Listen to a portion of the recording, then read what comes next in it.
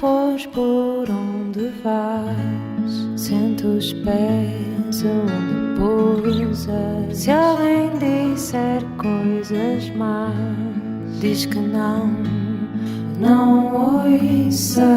Vê a beleza das pequenas coisas, a beleza das pequenas coisas, a beleza das pequenas coisas, a beleza das pequenas coisas. Uma conversa com Bernardo Mendonça. Pare por um minuto. O que é para si viajar? Para nós, na DS Automobile, é uma arte e queremos ajudá-lo a apreciá-la. Mantenha a mente aberta, tudo é uma questão de perspectiva. Se o dia está frio, foque-se no conforto do banco aquecido. Observe, mas a sério, absorva cada detalhe. Dos acabamentos premium à tecnologia de ponta, os nossos automóveis embelezam até as viagens mais longas.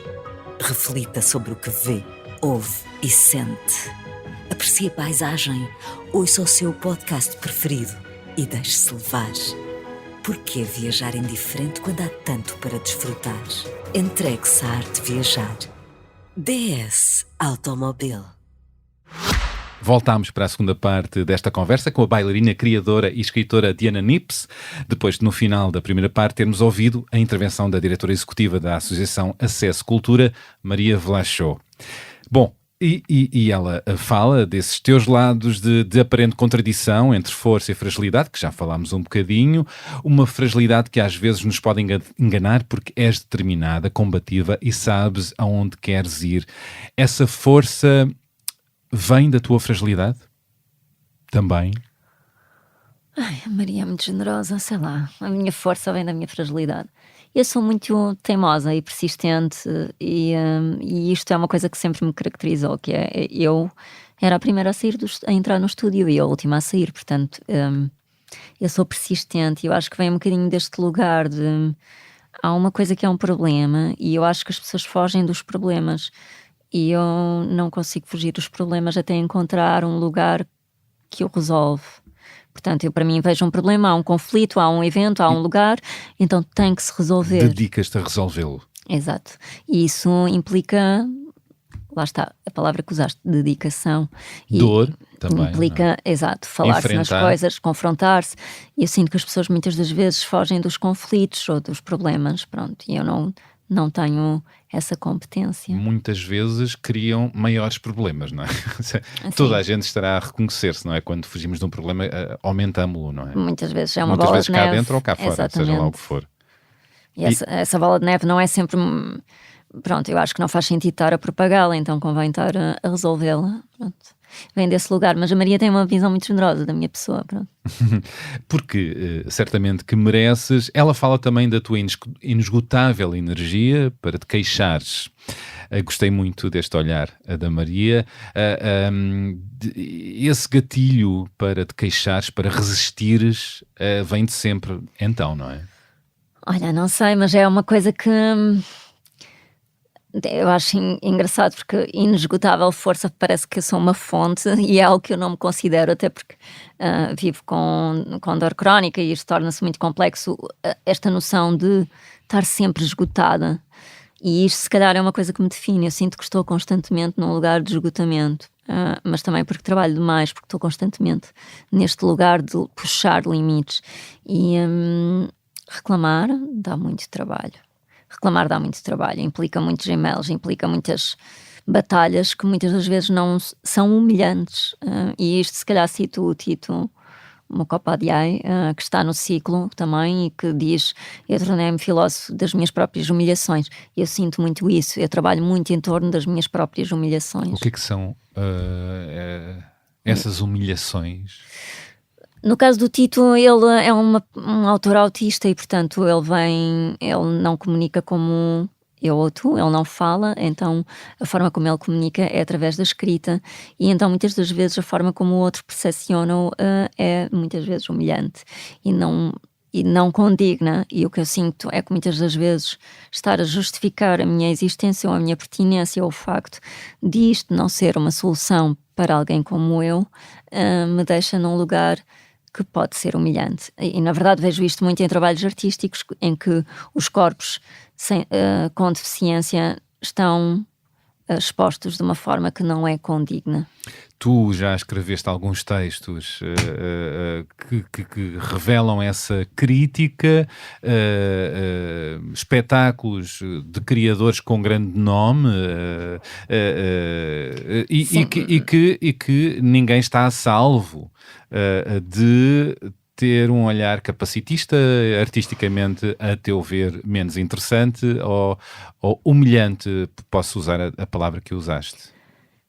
O problema aqui é que o espectador, a maioria das vezes, também não está treinado para ter este tipo de percepção do que é que está a percepcionar. E quem está a criar, também não tem a capacidade para perceber que o está a fazer.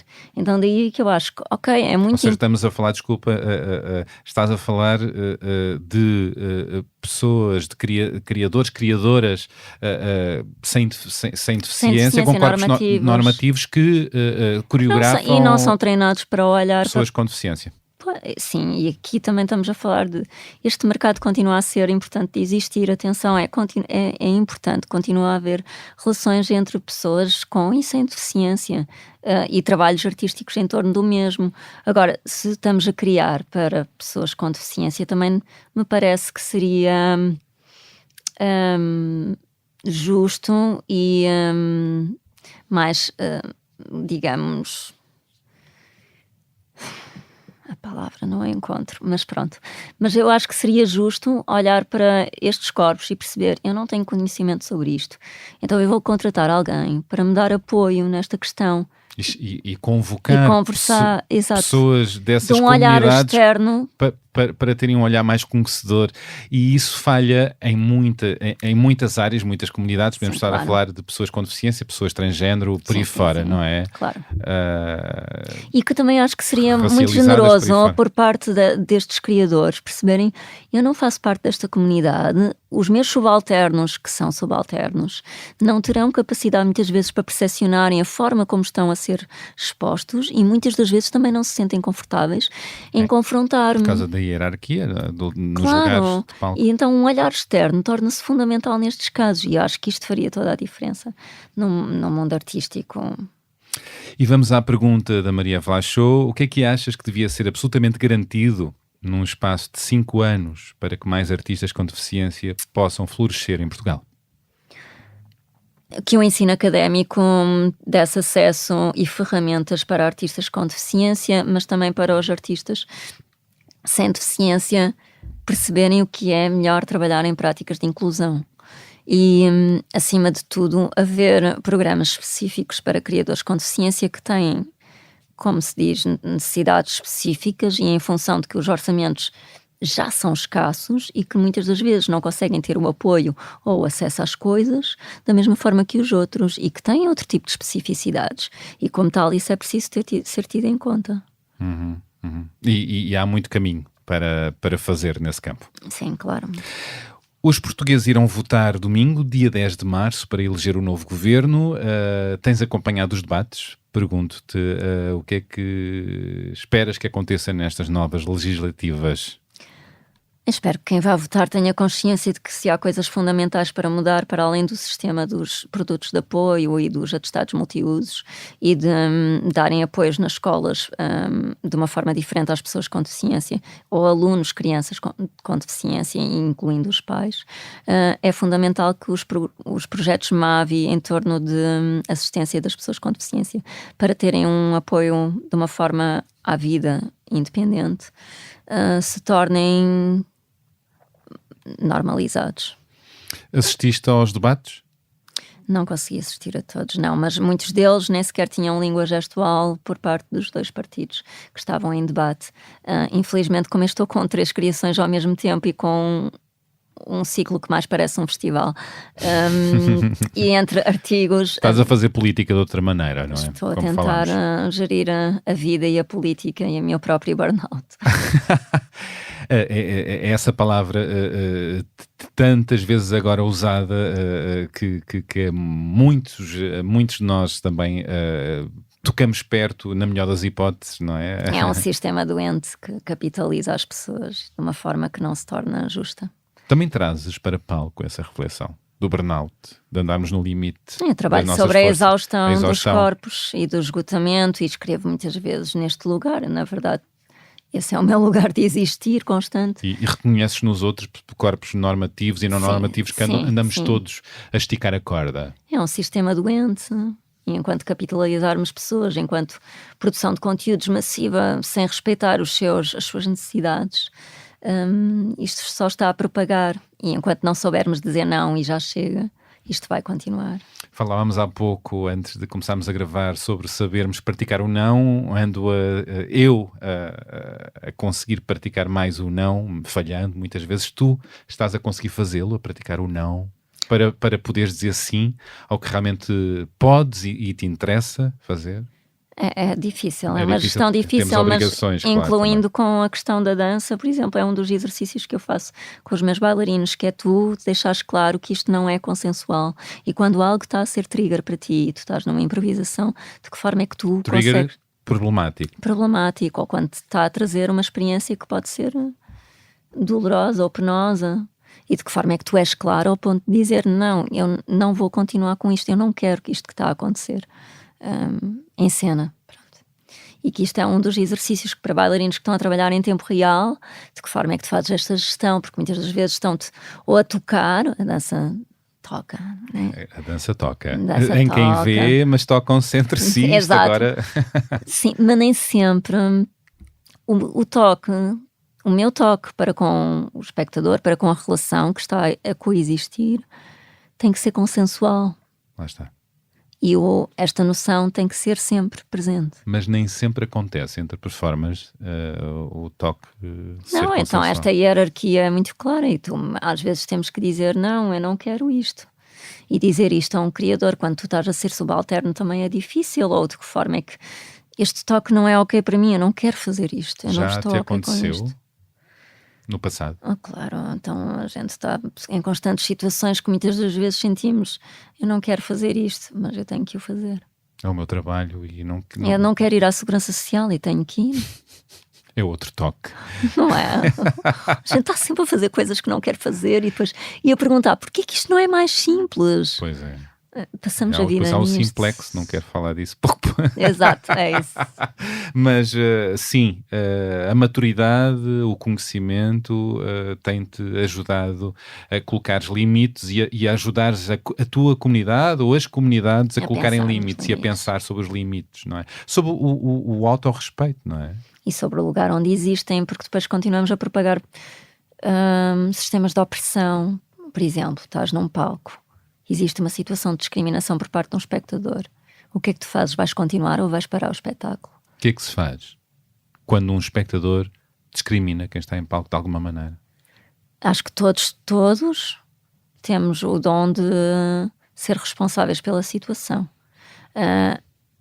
Poucos farão alguma coisa por parte de mudar a situação, mas temos que parar e conversar.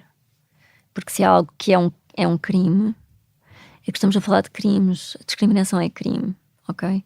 E se há um lugar de desrespeito e de violência por parte de alguém, isto tem que ser parado. And the show must not go on. That's a quote.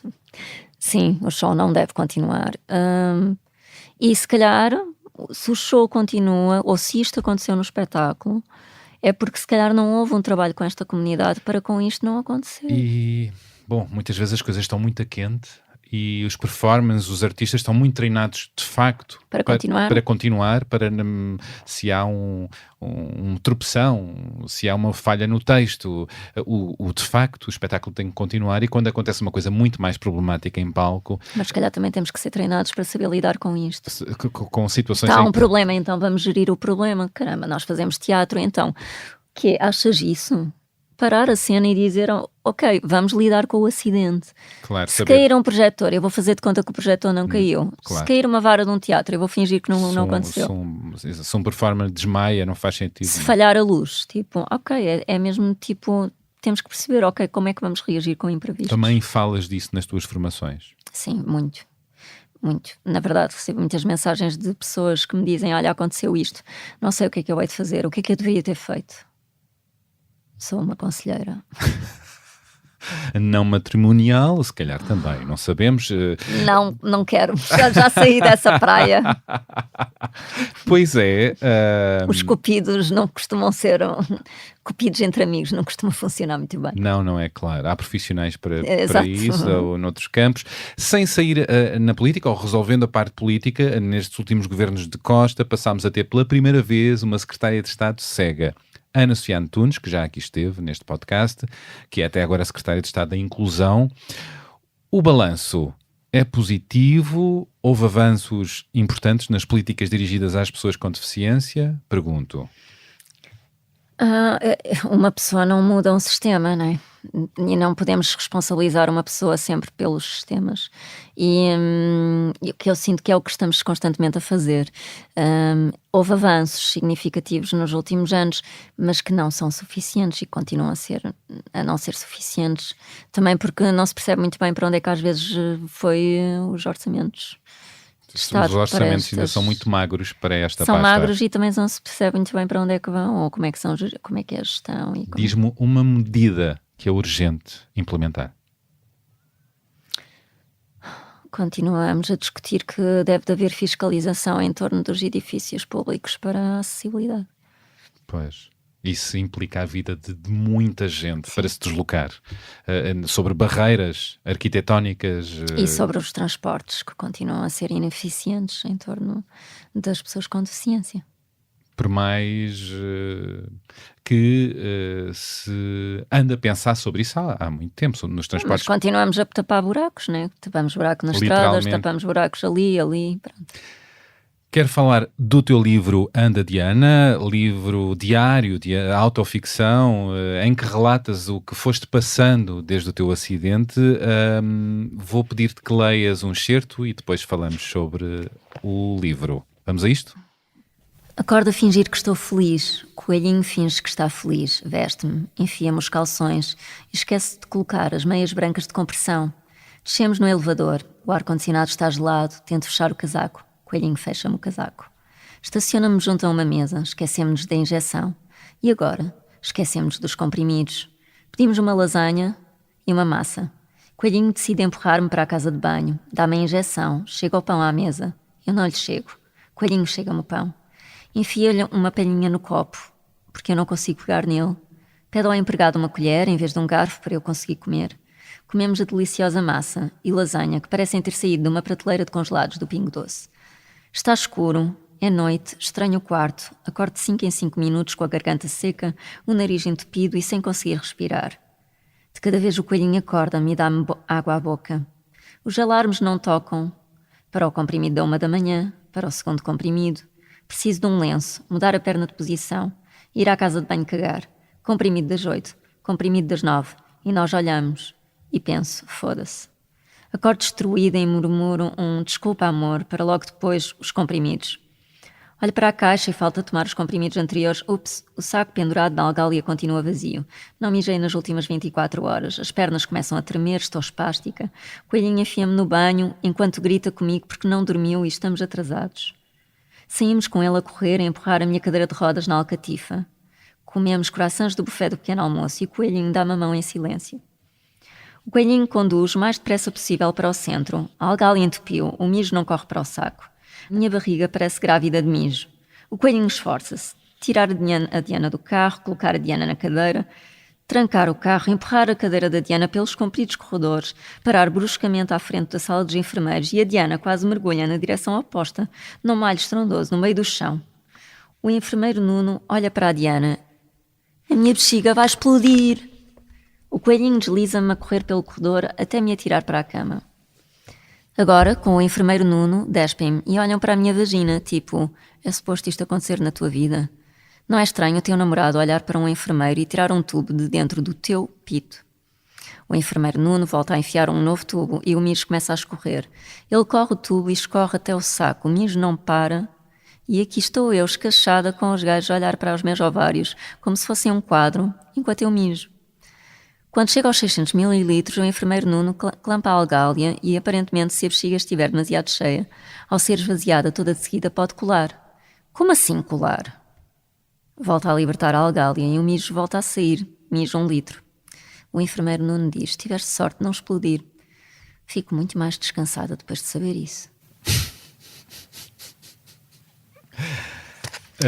Existe uma certa inabilidade de compreendermos um corpo que não funciona segundo as normas. Exatamente. E a partir do momento que isso acontece, é o caos, né? É o caos, tentando sobreviver nesta lógica de que não compreendemos, que não sabemos o que é que temos que fazer. É verdade, aprendendo rapidamente, solucionando. Mas também por isso não existem assistentes pessoais, o que torna a vida das pessoas muito à volta, e é muito complexa. desgastante para a própria pessoa, muito. E enquanto nos adaptamos e para a as este pessoas em volta, não é? Tu falas de um coelhinho que era o teu companheiro, que entretanto passa a ser uma ratazana, e estamos a falar de um certo desencanto de uma relação amorosa, e também este processo todo desgasta também qualquer relação. Obviamente que não estamos preparados, não há acompanhamento suficiente e depois qualquer relação se torna num lugar de dominação-submissão muito perverso, porque isto deveria de haver assistências para estes. Um assistente pessoal, que é política, que é... teria resolvido e eventualmente esta relação teria durado mais tempo, não sabemos. Não sei. Esta ou outra. Mas sim, não tem importância. Tem importância, mas pelo menos poupa de outra maneira as relações. Sim, claro, porque depois tornam-se pais de enfermeiros, familiares de enfermeiros, namorados de enfermeiros, maridos, que na verdade, pronto, esta situação, na altura eu nem sequer estava preparada para isto, não é? Tipo, nem sabia gerir. Desta forma, hoje em dia eu sou independente, mas isso também não importa, porque... eu chego a um mundo que é absolutamente inacessível, em que a rampa do expresso parece uma rampa de lançamento, e o que torna que eu preciso de ajuda para empurrar a cadeira se não for uma cadeira elétrica, e que depois existem buraquinhos ou falhas na rampa, no caminho, pronto. E isto é o dia-a-dia de toda a gente, que torna um lugar muito complicado. Pois tu, no teu livro... Isto tem algum divertimento em ver a bexiga. Ai, poderia ter explodido, mas se ela explodisse não era assim tão divertido. Pois, e há um lado cru e honesto e de grande exposição, íntimo, e que o usaste e o descreveste com uma intenção também de... Sim, existe um lugar de provocação também sempre nos meus trabalhos, mas que também, quer dizer...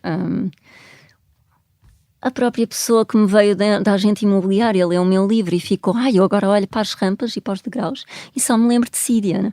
Ok, então se o meu livro fizer algum efeito de catarse, se calhar os ministros deviam todos ler o livro. O Anda Diana. Exato. pela editora Sistema Solar. Fica aqui a dica para os políticos. Tu neste livro usas muitas alcunhas para substituir o nome de pessoas e profissionais de saúde, e não só. Denuncias através disso também capacitismos, maus tratos, violências várias. Há os batas brancas, a bruxa, os olhos esbugalhados, o auxiliar de olho azul, o Pedro mau feitio e por aí fora, não é? Eu divirto-me com a paisagem do mundo, mas é como eu costumo dizer. Se calhar como o Tito costuma dizer, é através das minhas próprias humilhações que consigo perceber como é que o mundo funciona. E nesta altura estava muito crua em torno da minha percepção do mundo.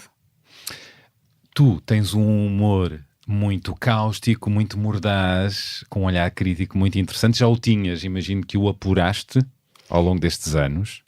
Sempre tive uma perspectiva do mundo um bocado negra, Sim. Mas tem a ver um bocado também com a minha história não nasceu a partir do Anda Diana, a minha história não nasceu a partir de um acidente, e a minha visão do mundo sempre foi... Pronto, há pessoas que se centram nos lugares bonitos e há outras que se centram noutros lugares do mundo. E sempre o teu olhar esteve nos outros lugares do mundo. Sim, sempre teve. Então há um bocadinho este lugar empático que para alguns padecem do mal de não o terem, outros têm muito. Eu acho que isso é um poder interessante, ter esse olhar para o outro lado. Sim, há uma coisa que eu quero regir a minha vida em função de ética. E se isso é mais importante que dinheiro ou que cargos ou passos, será isso que eu vou tentar fazer. Não dizendo com isto que terei sempre as respostas certas ou que esperem Claro. de mim o melhor do mundo, porque também tenho Claro. defeitos e sou pessoa. Claro, falámos de amor há pouco, tu até estremeceste o que é que eu acabei de dizer, não é? Mas também faz falta amor próprio e amor, vários tipos de amor, não te arrepies. Quero falar de humor, como te disse, o que é que mais te faz rir? Mal entendidos, por acaso fazem-me muito rir. A percepção de como a comunicação traz erros ou... Sim, não sei, eu divirto-me com o lugar um bocado perverso do mundo. E é um bocadinho por aí que eu... O olhar dos outros sobre ti também te faz rir? Às vezes sou obrigada a rir. O Leonard Davis, que é um dos filósofos que vem ao ciclo, quando me conheceu, perguntou-me: o que é que fazes quando os outros olham para ti? Ou quando olham para ti fixamente na rua ou nos transportes? E eu, às vezes digo adeus. E ele, porque tu és performer. E eu, sim, mas na rua nem sempre quero ser performer, mas às vezes tenho que ser. Pronto, é um bocado encontrar este lugar de humor nas situações que muitas das vezes não existem. Exato. E tentando encontrar o amor na vida. O amor e o amor. O amor e o humor às vezes anda ligado. É bom quando está ligado, não é? É o ideal. É o ideal. É o ideal. E voltámos a falar de amor. Diana... Mais do que o que eu estava à espera nesta conversa. Caramba. Vamos dar música à nossa conversa. Que músicas é que podemos ouvir agora? Gallow Dance. Gallow Dance, essa. É do Lebanon Hanover. É som para dançar, não é? Um bocadinho. É? Então vamos ouvir Gallow Dance. Vamos.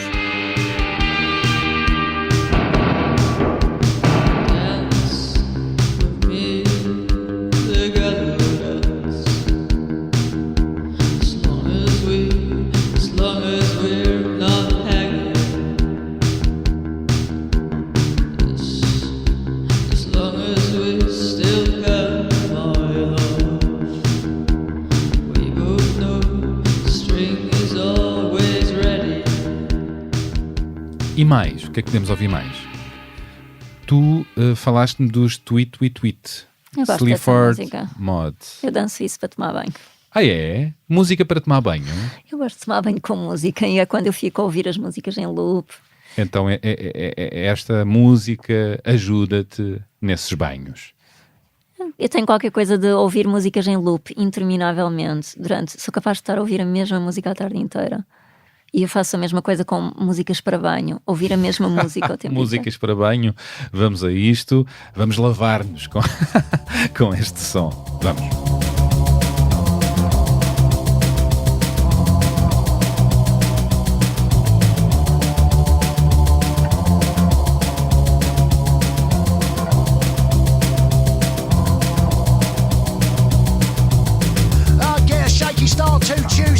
Sweat stains on bus windows. I don't want to ruin my coat, but that's just the way it goes. Cheer up, you fucking bastard. Por último, temos Fuck Buttons, não é? Do Street Horsing. Porquê esta? Na verdade, é uma música que durante algum tempo me acompanhou nos últimos anos, e mesmo em termos de processo de compor um corpo como se acordasses num novo corpo. E é quase este lugar de movimento e o corpo, de acordar num novo corpo, e de que forma é que isto me traz uma nova percepção do mundo. Então vamos ouvir Fuck Buttons. Vamos.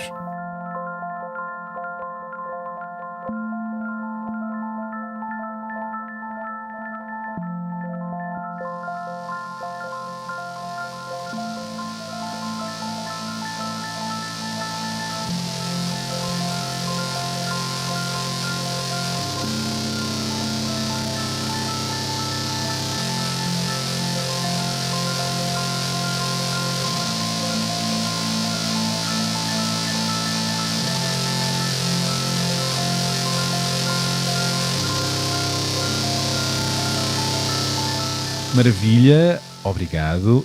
Celebram-se este ano os 50 anos do 25 de Abril. O que é que consideras fundamental para celebrar a democracia e a liberdade no nosso país nas próximas décadas?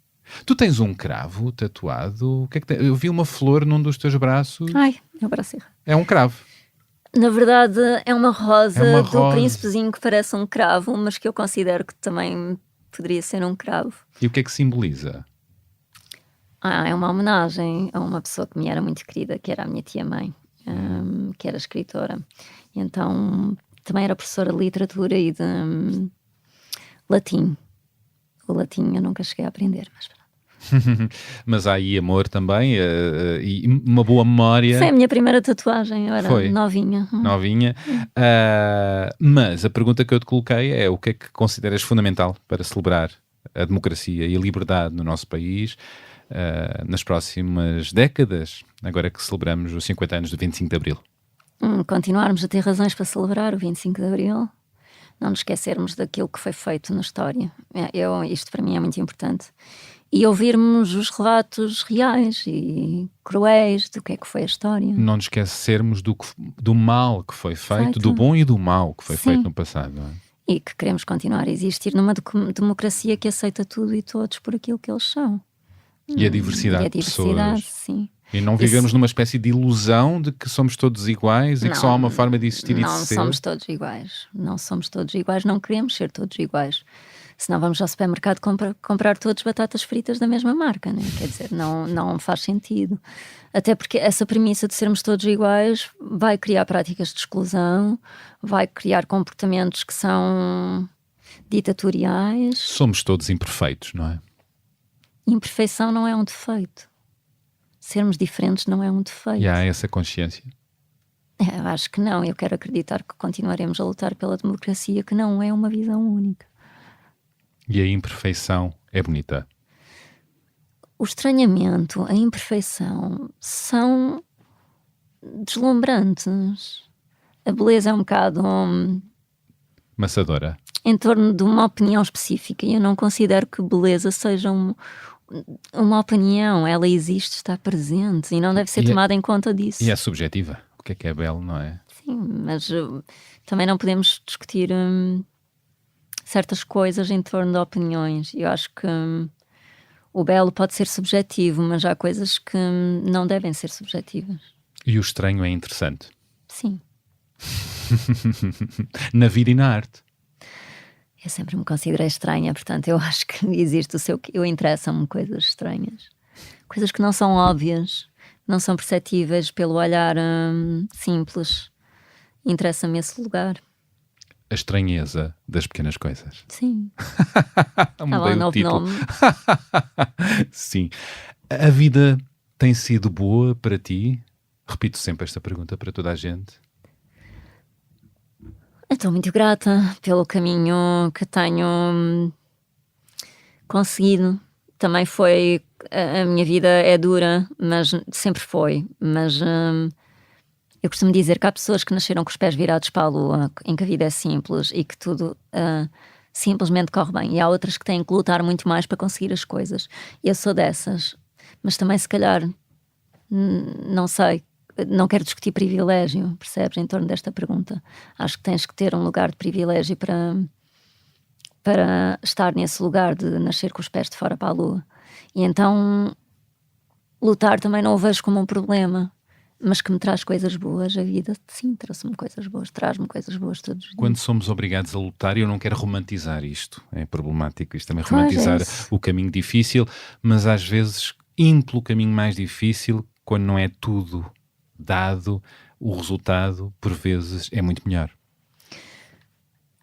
É sim, eu costumo dizer que quando tu tens que lutar muito para chegar a um sítio, é mais difícil de cair de lá. É a história da tua vida. Tá? Agora, não significa que não vai cair. Como já vimos, eu caio em grande, portanto... e fazem de mim um meme depois da queda, e depois fico ali, tipo mártir, pronto, é isso. Mas se eu tiver a sabedoria para dar a volta às situações como tenho tido, mais ou menos generosa de minha parte, acho que está-se bem, a gente consegue. Está-se bem, a gente consegue. Adoro. Como sabes, este podcast chama-se A Beleza das Pequenas Coisas. A que pequenas coisas do dia-a-dia atribuis agora interesse, beleza, estranheza, essa boa estranheza, e tens gosto em dedicar tempo e atenção. Pequenos prazeres. Olha, eu gosto muito de comer lentamente a conversar com alguém, e é uma coisa que sinto que ninguém tem tempo para isto. E que estou sempre a pedir desculpa por comer muito devagar, mas gosto muito de fazer isto. As pessoas não dedicam tempo, mesmo quando estão frente a frente. Sim. Com tempo. Com tempo. Mesmo com tempo, estamos sem tempo. Ou que estamos com pressa para acabar a tarefa. Estamos treinados para acelerar e temos dificuldade para Então eu gosto disso. desacelerar. Gosto de ficar abraçado aos meus cães, a dizer eu gosto muito de ti. Tens quantos cães? Tenho 2, Dois a cães. Nina Como é e o que- Gastão. Nina e Gastão. Sim. Assim, 2 cães grandes, quase do meu tamanho. Ui. Mais alguma coisa que te surja? Gosto de beber sumo de laranja todos os dias, natural. Natural. Como a sua sede.